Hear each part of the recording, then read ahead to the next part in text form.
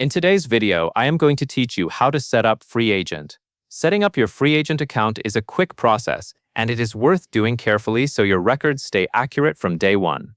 While you follow along, make sure you keep your business details handy, since you will need a few key pieces of information as you go. First, log into your Freeagent account. When you open Freeagent, you should see the dashboard or home screen after you sign in. If you are prompted to confirm anything, follow the on-screen instructions and wait until you are fully inside your workspace. This ensures you are setting up the correct company profile and not entering information in the wrong place. Next, navigate to Settings and then Company Details.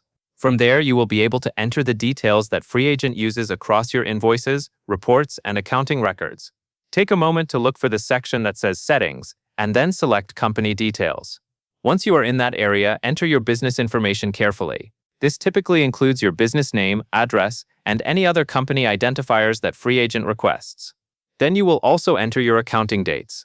These dates help Freeagent understand the time period you are working with, so your reports and transactions line up correctly.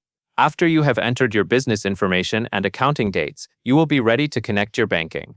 So go to the banking area and set up your bank feeds. In the banking section, look for an option to connect your bank account. Follow the prompts to link your account securely. Once connected, you should see your bank feeds begin to populate. This is important because bank feeds can automatically pull in transactions, which reduces manual work and helps keep your books up to date. Now that banking is set up, the next step is adding your people and business partners.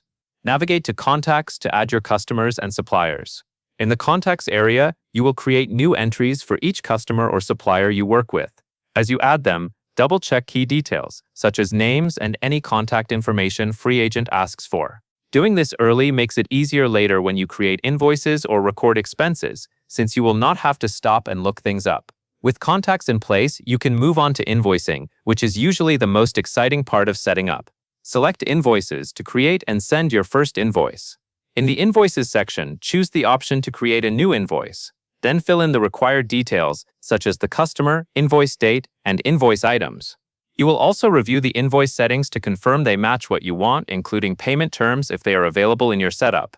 Once you are satisfied, send the invoice from within Freeagent so it goes out using your configured invoice method. After you have started invoicing, you should also begin tracking your spending. Use the Expenses tab to record and track your business costs.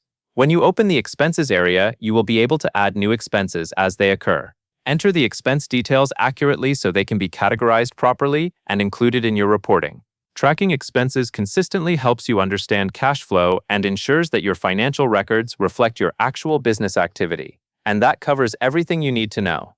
Following these steps in order gives you a solid foundation in Freeagent, with your company details set up, bank feeds connected, contacts ready, and your invoicing and expenses organized.